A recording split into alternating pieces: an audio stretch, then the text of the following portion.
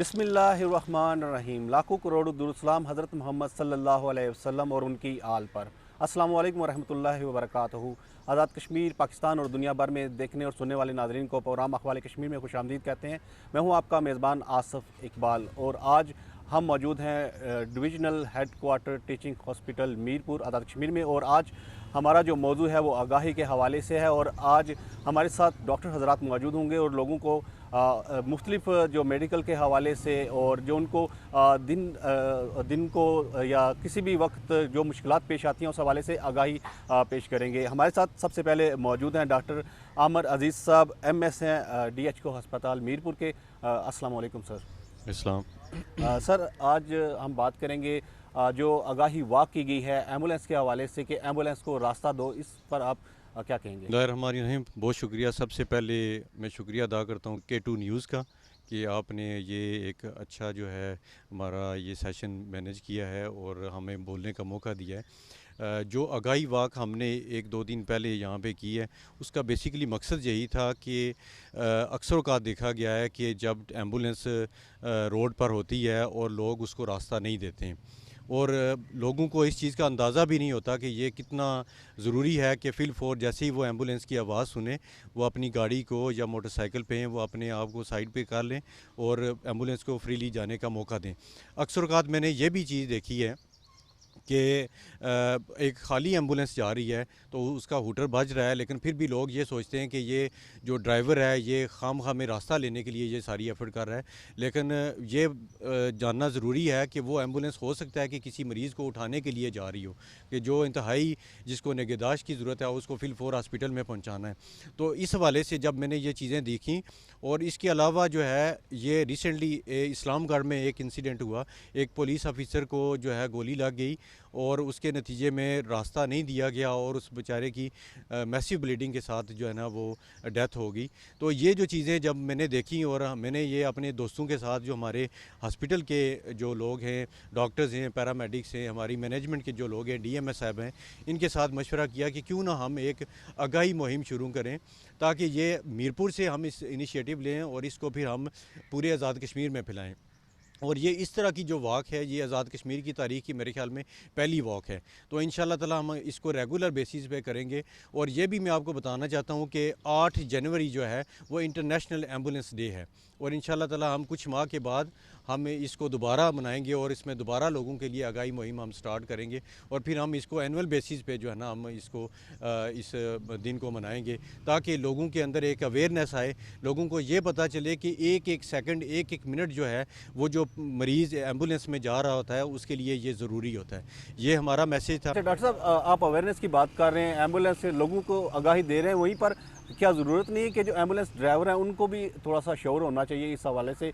क्या हमारे पास ऐसे ड्राइवर हज़रात मौजूद हैं जो प्रॉपर ड्राइवर हों, जो मेडिकल के हवाले से रिलेटेड हों, फर्स्ट एड दे? फिलहाल हमारे जो डिविजनल टीचिंग हॉस्पिटल में ज़ाहिर है वो लोग प्रॉपर अपनी सीट्स पे यहाँ पे अपॉइंटेड हैं, उनके एक्सपीरियंस लोग हैं और उन्हें इस चीज़ का पता है कि उन्होंने रोड के ऊपर कैसा बिहेव करना है। हमारा ये मकसद था कि जो प्राइवेट एम्बुलेंसेस खड़ी होती हैं हॉस्पिटल के बाहर, उनके ड्राइवर्स भी होते हैं, उनको भी एक आगाही मुहिम का जो है ना हिस्सा बनाया जाए। और अल्हम्दुलिल्लाह उस दिन आपने देखा कि हमारे पास कम से कम 15 से 20 के करीब एम्बुलेंसेस उस काफ़िला में मौजूद थी और वो ड्राइवर्स को भी हमने ये मैसेज दिया कि आपने संजीदगी का मुजाहरा करना है कि खाम में आप जब ज़रूरत नहीं है तो आपने हूटर नहीं बजाना है। तो अवामुन्नास तक आगाही मुहिम इसी वजह से स्टार्ट की गई कि मैक्सिमम जो लोग हैं उनको ये पैगाम मिले कि वो संजीदगी का मुजाहरा करें और जैसे महज़ब माशरे में होता है कि वो जैसे ही हूटर की आवाज़ सुनते हैं, सायरन की आवाज़ सुनते हैं तो अपनी गाड़ियों को साइड पे कर देते हैं और बल्कि गाड़ियों को रोक लेते हैं ताकि एम्बुलेंस के गुजरने में आसानी पैदा हो। और इंशाल्लाह ताला आप देखेंगे कि ये इससे बहुत ज़्यादा अवाम उन्नास को बहुत फ़ायदा होगा और अल्टीमेटली फ़ायदा किसको होगा? वो लोग जिनकी ज़िंदगी ख़तरे में है, जिनकी ज़िंदगी को जो है ना वो जिनकी ज़िंदगियों के लिए बचाने के लिए एक एक लम्हा जो है ना एक एक सेकंड ज़रूरी है। इंशाल्लाह ताला उन ज़िंदगी को बचाना बड़ा ज़रूरी है। डॉक्टर मारिया जुल्फ़कार हमारे साथ DMS मौजूद हैं, हम इनसे बात करेंगे क्योंकि आप कह रहे हैं लोगों में अवेयरनेस होनी चाहिए, एम्बुलेंस को रास्ता देना चाहिए। क्या हमारे पास वो एम्बुलेंसेस मौजूद हैं? ज़्यादातर हमने देखा है यहाँ पर जो एम्बुलेंसेस मौजूद हैं वो तो टैक्सी का काम कर रही हैं, सिर्फ वो मरीज़ों को आने ले जाने के लिए काम करती हैं और उनसे पैसे ले रही होती हैं। आपको प्रोग्राम में खुशामदीद कहते हैं। और क्या हमारे पास वो एम्बुलेंसेज मौजूद हैं जिसमें फ़र्स्ट एड दी जा सकती है, या हमारे पास वही टैक्सी के तौर पर एम्बुलेंसेज इस्तेमाल हो रही हैं? Thank you very much for giving us the opportunity और हैविंग दिस अवेयरनेस कैंपेन। और आप लोगों ने मैं आपको यहाँ पर ये बताना चाहूँगी आपके प्रोग्राम के तवसत से लोगों को कि ये इशू था, और अल्हम्दुलिल्लाह एमएस साहब की एफ़र्ट से हम लोगों ने इस वक्त हमारे पास फंक्शनल फुली इक्विप्ड जो एम्बुलेंस होती है, जिसमें सारी फ़र्स्ट एड सब कुछ होना चाहिए, साथ में ट्रेंड स्टाफ पेशेंट को ट्रांसपोर्ट करने के लिए, अल्हम्दुलिल्लाह ये एक प्रॉब्लम थी जो हमारे पास नहीं था, और इसके ऊपर बड़े ब्रेनस्टॉर्मिंग की गई। और एमएस साहब ने I would like to appreciate him for this, क्योंकि उन्होंने बहुत सारे इनिशिएटिव्स लिए हैं। उनमें से एक इनिशिएटिव ये भी है कि उन्होंने फुली फंक्शनल फुली एक्विप्ड जो एम्बुलेंस कार्डियक एम्बुलेंस है वो यहाँ पे अवेल कराई है। अदरवाइज़ ये होता था कि या तो अगर क्रिटिकल पेशेंट्स को ट्रांसपोर्ट करते हुए यहाँ से उनकी टाइम डिले हो जाता था, या फिर ये था कि हम लोगों को यहाँ पेशेंट को झेलम से या पिंडी से एम्बुलेंस मंगवानी पड़ती थी। तो आप खुद देख लें कि वो कितना डिले हो जाता था, एम्बुलेंस अवेलेबल होती थी, कभी कभी नहीं होती थी। बट अल्हम्दुलिल्लाह and thanks to the effort of MS साहब कि हमारे पास अब एम्बुलेंस। और भी हमने देखा जब भी कोई इमरजेंसी होती है तो यहाँ पर लोगों का रश लग जाता है। मरीज़ आ रहे होते हैं, बड़ा हादसा हो गया है, जिस तरह पिछले दिनों एक बड़ा हादसा हुआ, लेकिन हमने देखा है यहाँ पर लोगों का शहर का बड़ा रश लग गया। उस हवाले से क्या कुछ रोकथाम के लिए आप इक़दाम करती हैं? हाँ जी, ये भी एक आपकी अच्छी ऑब्जर्वेशन है, और ये मैं यहाँ पे कहना चाहूँगी लोगों को कि देखें, रश लगाने से फ़ायदा नहीं होता, नुकसान होता है। ये हॉस्पिटल है, और स्पेशली ट्रॉमा और इमरजेंसी में जो पेशेंट आता है, क्योंकि जब आप उसके साथ रश में आ जाते हैं, बहुत सारे लोग आ जाते हैं, तो डॉक्टर्स को, पैरामेडिक्स को, पेशेंट को डील करने में प्रॉब्लम आती है। आप इमरजेंसी आपके हॉस्पिटल के अंदर भी, कॉरिडोर्स के अंदर भी, बल्कि इवन जो रूम्स होते हैं जहाँ पर ट्रीटमेंट दिया जा रहा होता है, वहाँ पर भी हमने देखा है कि अटेंडेंस या फिर ज़्यादा लोग रश में आ जाते हैं। तो वो काइंडली आप लोगों से एक मेरा ये मैसेज भी है और मेरी अपील भी है कि प्लीज़ आपका जो पेशेंट यहाँ पे आता है उसको लुक आफ्टर करना डॉक्टर्स की, हमारी स्टाफ की ज़िम्मेदारी है, और हम उसको बहुत अच्छी तरह से लुक आफ्टर करते हैं। उसके साथ आप लोग ज़्यादा एक आध अटेंडेंट से ज़्यादा लोग ना हों, रश ना करें। और स्पेशली बच्चों के लिए, क्योंकि मैंने देखा बच्चों को घूमते हुए हॉस्पिटल में अपने एज एन अटेंडेंट, तो बच्चों के लिए ये इतना बड़ा ट्रॉमा है। बच्चों के लिए एक तो ये कि डिजीज़ कैच अगर आप लोग आते हैं ना, तो अपने आप को भी नुकसान देते हैं। क्योंकि हमने देखा है कि बच्चे यहाँ पर पार्क बना हुआ है, जैसे वो आइसक्रीम खा रहे हैं, कोई क्या खा रहा है, कोई फूड यहाँ पर वो हमने देखा है कि मेडिकल वार्ड्स में बैठकर खा रहे होते हैं। तो इस चीज़ की रोकथाम के लिए भी हमें जो है इक़दाम वो बिल्कुल ये है कि हम लोग अपने एंड पर भी कोशिश करें पेशेंट का फ़्लो कम करने में, लेकिन सेंसिटाइजेशन की ये ज़रूरत है कि देखें ये हॉस्पिटल है, यहाँ पर अगर आप आएंगे तो आप ख़ुद भी कोई ना कोई इन्फेक्शन कैच कर सकते हैं। और दूसरी बात ये है कि वो पेशेंट के लिए फ़ायदा नहीं है। तो बच्चों के लिए ट्रॉमा ये होता है कि जब वो देखते हैं पेशेंट किसी भी ट्रीटमेंट करते हुए, आप ये देखें कि अगर वो इंजेक्शन लगते हुए देखते हैं तो वो, या फिर किसी इमरजेंसी किसी एक्सीडेंट के मरीज़ को देखते हैं, वो जो ब्लड का फोबिया होता है, जो एक प्रोसीजर का फोबिया होता है, वो उनको बचपन से ही उनके दिमाग में रह जाता है।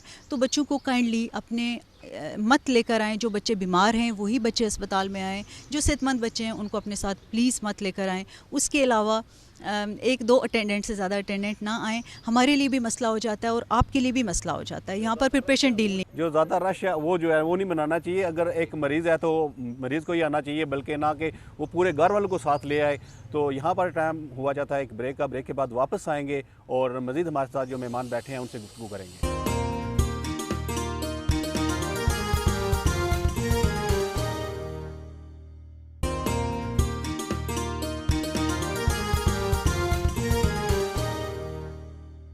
ब्रेक के बाद प्रोग्राम अखबार कश्मीर में खुशामदीद कहते हैं। और जैसा कि आज हमारा प्रोग्राम है वो आगाही के हवाले से है और लोगों में अवेयरनेस देना है कि वो मुख्तलिफ जो बीमारियां उनसे कैसे बचें, या जो इमरजेंसी होती है उसमें उनको अवेयरनेस दी जाए।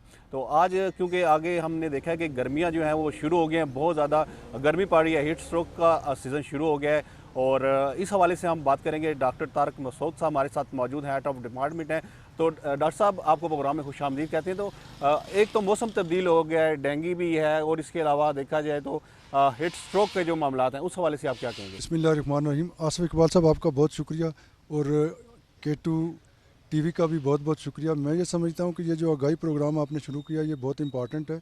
उसकी वजह यह है कि कहते हैं परहेज़ इलाज से बेहतर है, और दूसरे लफ्ज़ों में ये कह सकते हैं कि बीमारी पे काम करने से ज़्यादा बेहतर है कि बीमारी की रोकथाम पे काम किया जाए। और मैं ये समझता हूँ कि आपका ये जो प्रोग्राम है ये इस मामले में हमारी बहुत ज़्यादा मामनत करेगा। और जैसा कि आप जानते हैं कि गर्मी बहुत ज़्यादा है और आने वाले दिनों में शायद इससे भी टेम्परेचर और ज़्यादा हो जाएगा। तो इस वक्त सबसे ज़्यादा ख़तरा जो है हीट स्ट्रोक का है लोगों में, और हीट स्ट्रोक का सबसे ज़्यादा शिकार बच्चे होते हैं, और दूसरे नंबर पे मज़दूर हैं जो बेचारे इस गर्मी में धूप में खड़े होकर मजदूरी करते हैं, और तीसरे नंबर पे वो सरकारी एहलकार हैं जो सरकारी ड्यूटियां देते हैं, जैसे ट्रैफिक पुलिस वाले हैं वो सड़कों पे खड़े होते हैं, या बेलदार हैं जो ये सड़कें मरम्मत वगैरह करते हैं। तो इन लोगों में सबसे ज़्यादा ख़तरा होता है, लेकिन इन सब के मुकाबले में बच्चे सबसे ज़्यादा इसका शिकार होते हैं। मैं ये समझता हूँ कि इसकी रोकथाम के लिए ज़रूरी है कि बच्चों के लिए साए का कोई इंतज़ाम किया जाए, यानी कोई छतरी की शक्ल में या टोपी की शक्ल में। उनको घर वालों को चाहिए कि वो उनको फोर्स करें कि टोपी पहन के जाएँ या छतरी साथ लेकर जाएँ। और जब घर से निकलते हैं तो घर वालों को चाहिए कि उनको कोई एक गिलास पानी पिलाया करें, और स्कूल में भी चाहिए कि उनके लिए कोई अच्छा इंतज़ाम हो ताकि वहाँ पे वो जाएं। तो स्कूल में टीचर्स को चाहिए कि वो उनको फोर्स करें कि दिन में 2-3 दफ़ा पानी पिएं। इसी तरह जो ट्रैफिक पुलिस वाले हैं इनके लिए तो पुलिस वालों ने अच्छा इंतज़ाम किया हुआ है कि उनके लिए छतरियाँ चौक में लगा के दी हुई हैं। चले इससे अगर और ज़्यादा कर दें कि उनके लिए कोई पानी का अच्छा बंदोबस्त कर दें तो बहुत ज़्यादा अच्छी बात है। जहाँ तक हॉस्पिटल के अंदर इंतज़ामात का तल्लुक़ है तो हमने बाकायदा एक वार्ड इस काम के लिए फ़िक्स कर दिया है, मुख्तस कर दिया है, और उसके लिए अलहदा से अमला भी मुख्तस कर लिया है। इसलिए हॉस्पिटल में अगर कोई भी बंदा इस बीमारी के साथ आता है तो इंशाल्लाह हमने उसकी स्पेशल तैयारी की हुई है। इसलिए जो पॉसिबल है वो हर मुमकिन उनको सहूलत यहाँ पे मुहैया की जाएगी। डॉक्टर साहब, यहाँ पर मेरा सवाल ये है कि एक आम बंदे को दिन में कितने गिलास पानी पीने चाहिए और एक बच्चे को कितने गिलास पानी जो है ना पीने चाहिए? नॉर्मल जो बंदा है ना, आम दिनों में सर्दी है तो उसको कम से कम जो है वो 800 ml पानी चाहिए होता है, यानी जितना उसका यूरिन आउट होता है उसके बाद 800 ml और चाहिए होता है जितना उसका ज़ाया हो गया। लेकिन इन दिनों में पसीना इतना ज़्यादा आता है कि कम से कम 2-3 लीटर पानी डेली हर सूरत में पीना चाहिए, और बच्चे को इसका 50% जो पानी पीना चाहिए। क्योंकि पानी के हवाले से बात हो रही है तो जो किडनी का मामला है वो भी बड़ा हसास मामला है, इस हवाले से भी बात करेंगे। डॉक्टर ताहिर साहब हमारे साथ मौजूद हैं, ये किडनी डायलिसिस सेंटर को ऐड भी कर रहे हैं। क्योंकि जो गर्मियों का जो दिन होते हैं इसमें एक ज़रूरी होता है कि किडनी की हिफाजत के लिए पानी ज़्यादा से ज़्यादा पिए। डॉक्टर साहब, आपसे गुफ्तगू का मैं सिलसिला बढ़ाऊँगा आगे, तो हमें ये बता दें कि जो गुर्दे के मरीज़ लोग हैं, ठीक है, एक उसके हवाले से अवेयरनेस दें, दूसरा ये कि उनको पानी के हवाले से थोड़ा सा बता दें क्योंकि गर्मियाँ का जी बहुत शुक्रिया आसिफ साहब। K2 TV हमेशा जो मेडिकल का शोबा है इसके साथ मिल के लोगों तक अपना पैगाम पहुंचाने की कोशिश करता है, ताकि लोग जैसे डॉक्टर साहब ने फरमाया कि परहेज़ इलाज से बेहतर है, पहले से ही लोग मुहतात रहें और बीमारियों में मुब्तला ना और अच्छी ज़िंदगी गुजारें। जो गुर्दे के मरीज़ होते हैं इनमें पानी पीने की रिस्ट्रिक्शन होती है, इनको ज़रा उसको जो है ना वो चूँकि गुर्दे उनके काम नहीं कर रहे होते, पानी जिस्म से निकल नहीं रहा होता, तो इसलिए उनको ये पाबंदी होती है कम से कम पानी पिएं। उसके लिए फिर हम उनको ये कहते हैं गर्मी में न जाएं, ज़्यादा कोई मेहनत वाला काम वैसे भी वो नहीं कर सकते और उनको इससे परहेज़ करना चाहिए, धूप में ना जाएं।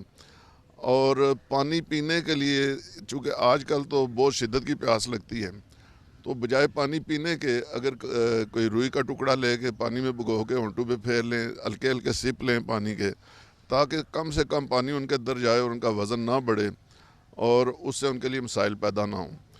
इसमें जो सबसे ज़्यादा ज़रूरी बात है वो ये है कि चूँकि आपने जो 2 दिन पहले हमारे हॉस्पिटल में MS साहब की सरबराही में एम्बुलेंस को रास्ता दो के हवाले से एक जो वाक़ा एहतमाम किया गया, तो उसमें बुनियादी बात यह है कि जब एम्बुलेंस को रास्ता नहीं दिया जाता और मरीज़ बर वक्त अस्पताल नहीं पहुंचता तो बेशुमार कीमती जानें इसमें ज़ाया हो जाती हैं। तो गुर्दों के हवाले से मैं ये कहूँगा कि इतवार का दिन था, छुट्टी थी, और 2 दफ़ा, एक दफ़ा दोपहर के वक्त और एक रात 12 बजे हमारे पास एमरजेंसी में मरीज़ आए। जो रात 12 बजे यहाँ पे मरीज़ पहुँचा उसका 2 दिन पहले डायलिसिस होना चाहिए था, खुरटा में उसका डायलिसिस हो रहा था। 2 दिन पहले किसी वजह से उसको ये सहूलत नहीं मुयसर आ सकी और वो लेट हो गया और फिर एमरजेंसी में उनको खुरटा से मीरपुर लाया गया और रात 12 बजे हमने डायलिसिस सेंटर खोल के उसका डायलिसिस किया। अगर ये लेट हो जाता तो उसकी जान को ख़तरा था, पहले ही उसका वक्त ज़्यादा ज़ाया हो चुका था।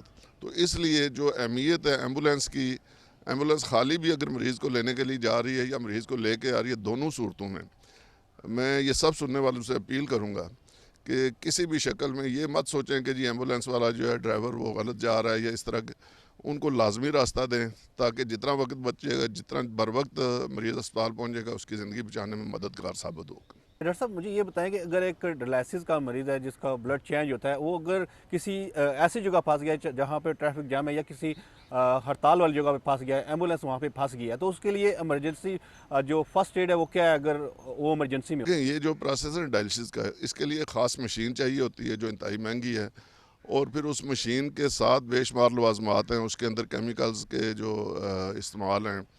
पानी 120 लीटर हमें चाहिए होता है एक डायलिसिस के दौरान, जो साफ़ तैयार शुदा पानी है, और 120 लीटर पानी हमारा आर ओ प्लांट ज़ाया कर रहा होता है उस पानी को तैयार करने के लिए।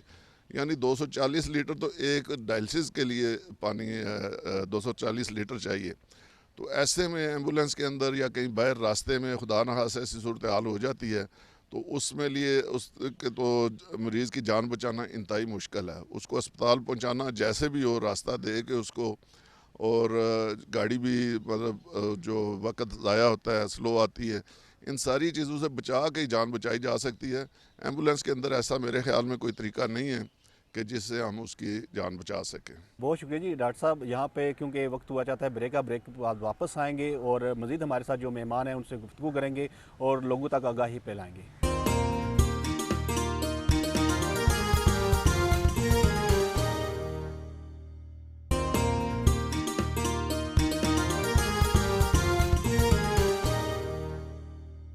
ब्रेक के बाद प्रोग्राम अखबार कश्मीर में एक बार फिर खुश आमदीद। और प्रोग्राम में आज बात करें आगाही के हवाले से, और हमारे साथ दोबारा से मौजूद हैं डॉक्टर तारिक मसूद साहब। और प्रोफेसर साहब, हमें ये बताइएगा कि लोगों में एक आम कंसेप्ट है, लोग कहते हैं जी हॉस्पिटल जो है वो PGR के हवाले कर दिया, कोई सीनियर डॉक्टर नहीं है यहाँ पर, तो इस हवाले से आप क्या कहें? बिस्मिल्लाहिर्रहमानिर्रहीम। आसिफ साहब, आपने बहुत ही इम्पॉर्टेंट सवाल किया है, और इस वक्त हम इसकी वजह से बड़ा दबाव का शिकार हैं हॉस्पिटल वाले कि हर तरफ लोग ये कहते हैं कि जी हॉस्पिटल इन्होंने PGRs के हवाले कर दिए। हकीकत यह है कि जो एक नया डॉक्टर बनता है 5 साल किताबें पढ़ता है, 1 साल वो हॉस्पिटल में ट्रेनिंग करता है, उस 1 साल में वो 3 महीने मेडिसिन में काम करता है, 3 महीने सर्जरी में काम करता है, और बाकी 6 महीने जो 3-3 महीने किसी सब स्पेशलिटी में जैसे कार्डियोलॉजी है या गायनी है या ENT है, आई है, उसमें काम करता है। तो बेसिकली वो 3 महीने सिर्फ मेडिसिन में काम करता है और 3 महीने सर्जरी में काम करता है, और उसके बाद उसको MBBS का सर्टिफिकेट दे दिया जाता है। उसके बाद उसकी अपॉइंटमेंट होती है, वो किसी BHU पे, RHC पे, तहसील हेडक्वार्टर हॉस्पिटल पे, डिस्ट्रिक्ट हेडक्वार्टर हॉस्पिटल पे आके इंडिपेंडेंटली काम करता है, या वो अपना क्लिनिक जो है वो इंडिपेंडेंटली चलाता है। उसके बाद वो क्या करता है कि दोबारा सारा तैयारी करता है स्पेशलिस्ट बनने के लिए, और स्पेशलिस्ट बनने के लिए वो पार्ट 1 है, एक पहला स्टेप है, वो पहला स्टेप पास करता है, और पहला स्टेप पास करने के बाद फिर वो किसी जो प्रोफेसर है उसके साथ आके अटैच हो जाता है। वो बाकायदा सुपरवाइज़र होते हैं जो प्रोफेसर है, जो उनके साथ वो अटैच होता है और वो उसके अंडर वो काम करता है। अब जहाँ तक नॉलेज का तल्लक है, अगर हकीकत में पूछें तो नॉलेज शायद उनका मुझसे ज़्यादा होता है। मुझ में और उनके में सिर्फ ये फ़र्क होता है कि मेरा एक्सपीरियंस बहुत ज़्यादा है और उनका नॉलेज बहुत ज़्यादा होता है, और बेशुमार चीज़ें हम उनकी वजह से हमारी रिवाइज़ होती रहती हैं, क्योंकि उन्होंने स्पेशलिस्ट बनना होता है, उन्होंने आगे जाके इम्तिहान देना होता है, इसलिए वो हर वक्त पढ़ रहे होते हैं। और वो जो भी पेशेंट देखते हैं उनकी कोशिश होती है कि इसको पढ़ के हम रिफ़ाइन करें, जो लेटेस्ट टेक्नोलॉजीज़ हैं, जो लेटेस्ट बातें, फिर हम भी क्या करते हैं कि हॉस्पिटल में उन्हें फैसिलिटेट करते हैं। मसलन मेरे डिपार्टमेंट में मैंने 2.5 लाख रुपए खर्च करके एक सॉफ्टवेयर इंस्टॉल कराया हुआ है इंटरनेट पे, जिस पे जब भी आप कमांड देंगे वो आपको ये बताएगा कि कोई भी जो टॉपिक है, मसलन ब्लड प्रेशर है, तो वो बताएगा कि ये टॉपिक फ़लाँ डेट को अपडेट किया गया था, इसके बारे में फ़लाँ रिसर्च चल रही है, और फ़लाँ डेट को हम ये दोबारा अपडेट करेंगे, और इस वक्त तक लेटेस्ट ट्रीटमेंट जो है वो ये है। मैंने उनकी सहूलत के लिए ये वहाँ इंस्टॉल कराया हुआ ताकि वो जो भी मरीज़ आए उसको देखें और वहाँ से देखें कि उसका लेटेस्ट ट्रीटमेंट क्या बनता है। उन्होंने हमारे साथ 4 साल काम करना होता है, कुछ ने 2 साल काम करना होता है और कुछ ने 4 साल काम करना होता है। अफसोस से ये कहना पड़ता है कि हमारे यहाँ जो है डॉक्टर्स के लिए कुछ ज़्यादा जॉब अपॉर्चुनिटीज़ नहीं है, डॉक्टर्स की तादाद बहुत ज़्यादा है। अक्सर हमारे PGR जो इंटरनेशनल एग्ज़ाम्स दे के चले जाते हैं, इस वक्त भी हमारे काफ़ी सारे PGR जो हैं यहाँ से एग्ज़ाम दे के आयरलैंड चले गए हैं। इस वक्त भी हमारे डिपार्टमेंट, हमारा एक पीजीआर ऐसा है जिसने इंग्लैंड का मेडिसिन के स्पेशलाइजेशन का इम्तिहान पास कर लिया हुआ है और उसने बाकायदा यहाँ पब्लिक सर्विस कमीशन दिया है और उसको एज ए मेडिकल स्पेशलिस्ट उन्होंने यहाँ पे इंडक्ट कर लिया है। लेकिन हमारे खाते में अभी भी वो पीजीआर के तौर पे चल रहा है। और इस तरह के बेशुमार हमारे पीजीआर हैं जिन्होंने इंटरनेशनल एग्ज़ाम पास किया और वो चुप करके छोड़ के चले गए। इसकी मेहरबानी है कि ये नौजवान ने प्रेफर किया कि जाने से बेहतर ये है कि मैं यहीं एज ए मेडिकल स्पेशलिस्ट काम करता रहूँ। उसके बाद दूसरी चीज़ ये है कि ये पीजीआर इसके इनके नीचे हाउस ऑफिसर्स होते हैं, ये हाउस ऑफिसर्स को सुपरवाइज करते हैं। हाउस ऑफिसर जो है वो इंडिपेंडेंटली कोई पेशेंट नहीं देखता, वो सिर्फ ये है कि ये उसको बाकायदा ट्रेन करते हैं, कोई पेशेंट दिखाते हैं, उसको बताते हैं कि ये तुमने गलत किया, ये सही किया, इसका सही ही है। और ये हाउस ऑफिसर उनकी सुपरविजन के बगैर कोई पेशेंट नहीं देखता। लेकिन पीजीआर जो है वो हर लिहाज से, हर तरीके से ट्रेंड है और इसके बावजूद अगर उसे कोई बात समझ नहीं आती तो वो हमें बुला के पूछ लेते हैं, हमसे गाइडेंस ले लेते हैं। और मॉर्निंग में याद रखें, हम सारे पेशेंट उनके स्क्रूटनी करके उनकी पूरा डिटेल देखी जाती है कि क्या गलत हुआ, क्या सही हुआ। और यूजली ये होता है कि पीजीआर हमसे ज़्यादा बेहतर परफॉर्म कर रहा होता है। बहुत शुक्रिया डॉक्टर साहब। हमारे साथ मौजूद हैं डॉक्टर जाहिदा कासम साहब, हेड ऑफ डिपार्टमेंट हैं। तो डॉक्टर साहब, सबसे पहले क्योंकि ब्लड रिलेटेड आप काम कर रही हैं तो लोगों को अवेयरनेस क्या देंगे इस हवाले से? शुक्रिया आसिफ साहब आपका और K2 टेलीविज़न का। ब्लड के हवाले से तो खैर बहुत सारी बातें जो की जा सकती हैं, लेकिन कुछ छोटे छोटे कॉन्सेप्ट्स हैं जो बहुत गलत है। मैं ये चाहूँगी कि आपके तवसत से वो चीज़ें लोगों में अवेयरनेस हो। पहली बात तो ये है कि खून जो है वो बाज़ार से नहीं मिलता, दवाई तो नहीं है, किसी ज़िंदा इंसान से ही खून लिया जाएगा। फिर हमारे यहाँ अल्हम्दुलिल्लाह हमारे डिवीज़नल हेडक्वार्टर टीचिंग हॉस्पिटल में जो हमारा ब्लड बैंक था वो रीजनल ब्लड सेंटर बन चुका है। हम जो खून लेते हैं उसको 3 हिस्सों में हम पहले प्रोसेस करते हैं, अलग-अलग कर लेते हैं। खून के सुर्ख वाले अज़्ज़ा को हम रेड सेल कंसनट्रेट कहते हैं और जो पीले वाले हैं उनको प्लेटलेट्स कहते हैं और जो सफ़ेद वाला खून है उसको फ्रेश फ्रोज़न प्लाज्मा कहते हैं। इन तीनों को अलग-अलग टेम्परेचर पे, अलग-अलग कंडीशंस पे रखते हैं और इस खून को फिर हम वो ऐसी बीमारियां जो खून से किसी डोनर से किसी रेसिपिएंट में, यानी जो खून दे रहा है उससे किसी मरीज़ में जा सकती हैं। वो हमारे यहाँ 5 बीमारियां हैं, हेपेटाइटिस बी है, सी है, HIV है, सिफिलिस और मलेरिया है। उसके लिए हम जो लेटेस्ट टेक्निक है कलाया, उस पर हम स्क्रीनिंग करते हैं और उसके बाद फिर हम इन कंपोनेंट्स को जिसकी ज़रूरत होती है, अगर किसी को सुर्ख खून चाहिए तो उसे सुर्ख देंगे, सफ़ेद चाहिए तो सफ़ेद देंगे। अगर प्लेटलेट्स चाहिए, आपको मालूम है डेंगू के सीज़न में प्लेटलेट्स कितने ज़्यादा चाहिए होते हैं, तो वो हम उसके अकॉर्डिंगली करते हैं। और साथ ही साथ ये है कि हमारे पास अल्हम्दुलिल्लाह पूरे पाकिस्तान में हम 14वें नंबर पर हैं और आज़ाद कश्मीर में पहले नंबर पर हैं कि हम अपना जो खून का क्रॉस मैच है वो हम जेल कार्ड टेक्निक से करते हैं। ये महंगी है लेकिन लेटेस्ट टेक्निक है और अल्हम्दुलिल्लाह उसकी वजह से हम लोगों को सेफ़ ब्लड प्रोवाइड कर रहे हैं। तो जो एक कॉन्सेप्ट है फ्रेश ब्लड का, वो फ्रेश नहीं होना चाहिए, उसको कहना चाहिए सेफ़ ब्लड। देखिए फ्रेश जूस हो सकता है, खून तो नहीं हो सकता। तो जो खून है उसको कम से कम 72 घंटे ब्लड बैंक में रखा जाएगा, तो उसके अंदर से वो वाले जरसूमे मरेंगे जो कि किसी डोनर से किसी मरीज़ को शिफ्ट हो सकते हैं। तो हम जो अपना ब्लड बैंक या हमारा रीजनल ब्लड सेंटर चला रहे हैं, हम यहाँ से कोटली तक अपने कंपोनेंट्स जो हैं प्रोवाइड करते हैं लोगों को। और लोगों को ये बताना चाहती हूँ कि हमेशा कोशिश करें कि जो भी आप अपने मरीज़ के लिए ब्लड लेना चाहते हैं वो सेफ़ ब्लड हो, फ्रेश ना हो। कंसेप्ट बना हुआ है कि ब्लड नहीं देना, ठीक है, उनसे मुख्तलिफ बीमारियां बनती हैं। और एक चीज़ और दूसरा सवाल मेरा यहाँ पर ये भी है कि ब्लड किस उम्र में देना चाहिए, और दूसरा ये है कि ब्लड के हवाले से थोड़ा सा हमारे नाज़रीन को जो है आगाह। बड़ी अच्छी बात आपने पूछी। अभी पिछले दिनों ही ना हमने जो देखा वो ये कि एक पेशेंट को ब्लड चाहिए था गायनी में, तो उसके मियाँ से कहा गया कि आप खून दें। तो उसकी जो मियाँ की वालदा थी, यानी पेशेंट की जो सास थी, उन्होंने कहा कि जे तू खून दिता था मैं तो दूध ना बख्शन लगी। तो ये हमारी सोसाइटी का हाल है। तो बात यह है कि हमारे इंटरनेशनल स्टैंडर्ड्स हैं, SOPs हम उनसे कहते हैं, वो उन स्टैंडर्ड के मुताबिक 18 साल से लेकर 75 साल तक कोई भी सेहतमंद खातून या मर्द खून दे सकते हैं। मर्द जो है हर 3 महीने बाद खून दे सकते हैं, जबकि ख़वातीन आपको पता है कि माहवारी में उनका खून ज़ाया होता है और फौलाद भी ज़ाया होता है, इसलिए वो हर 4 महीने बाद दे सकते हैं। खून देने से जब आपके दिमाग को एक मैसेज जाता है और फिर दिमाग आपकी हड्डी को जिसमें कि खून बनता है मैसेज करता है कि नया खून बनाएं, तो वो बंदा जो खून दे रहा है उसके अंदर नया खून बनता है जो पहले से ज़्यादा सेहतमंद होता है। तो खून देने से आप मज़ीद सेहतमंद। एक चीज़ और भी है कि खून देने के बाद कौन सी चीज़ जो है वो आपको लेनी चाहिए, जूसेस लेनी चाहिए, चाय लेनी चाहिए, या एक सवाल इसमें के साथ मैं और ऐड करना चाहता हूँ कि अगर बंदा कोई ब्लड देता है कोई बीमारी भी लग सकती है या नहीं? ब्लड देने वाले को वैसे कोई बीमारी नहीं लग सकती, ये अलग बात है कि खौफजदा हो तो हो सकता है कि वो फेंट हो जाए। दूसरा खून तो जो हम आपसे खून लेते हैं उसके बाद आपको एक जूस का पैकेट दे दें तो वही बहुत काफ़ी है। वो भी हम सिर्फ पेशेंट की को कंसोल करने के लिए करते हैं या उसे रिफ़्रेशमेंट जो है वो देने के लिए करते हैं, अदरवाइज़ किसी चीज़ की ज़रूरत नहीं होती है।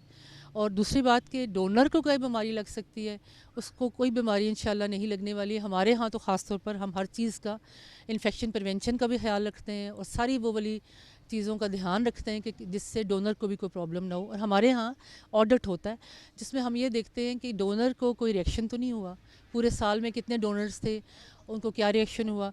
तो मोस्टली जो हमने देखा रिएक्शन की जो परसेंटेज है 1% से भी कम है। अगर है भी तो वो यही है कि सुई चुभने से उनका दिल घबरा गया या 2 दफ़ा अगर उनको प्रिक हो गया तो वो नाराज़ हो गए, इससे ज़्यादा कोई तकलीफ़ नहीं होती। मेरे सामने एक केस आया था कि एक औरत थी, वो कहती है मैंने ब्लड दिया मुझे शुगर हो गई है। जी जी, ऐसे बिल्कुल भी नहीं है ऐसा बिल्कुल नहीं है। शुगर तो मेडिकल स्पेशलिस्ट बैठे हैं हमारे साथ।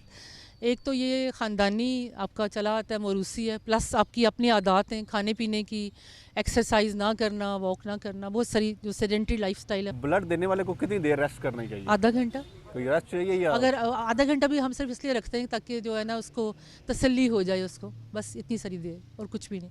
और खून देने से आप मज़ीद सेहतमंद होंगे। एक और बात ये बताना चाहूँगी कि ध्यान रखें कि खून जो है वो सेफ़ ब्लड होना चाहिए, फ़्रेश नहीं होना चाहिए। और हम हमारी ज़ुबान में फ़्रेश ब्लड कहते हैं उस खून को जो आज से 8 दिन पहले लिया गया हो और वो अपने ब्लड बैंक में रखा हो, उसमें सारे जरासीम मर गए हों, स्क्रीनिंग हुई हो, प्रॉपर क्रॉस मैचिंग हो। जो खून आप हमें रिप्लेस करते हैं, एक बात यहाँ पे कहना चाहूँगी, लोग समझते हैं कि अस्पताल में हमसे खून लिया, हमारे मरीज़ को तो लगा ही नहीं, तो अस्पताल वालों ने बेच दिया होगा। मैं आपको ये बताना चाहूँगी हमारे पास थैलेसीमिया सेंटर है और डॉक्टर ताहिर बैठे हुए हैं, किडनी डायलिसिस सेंटर है।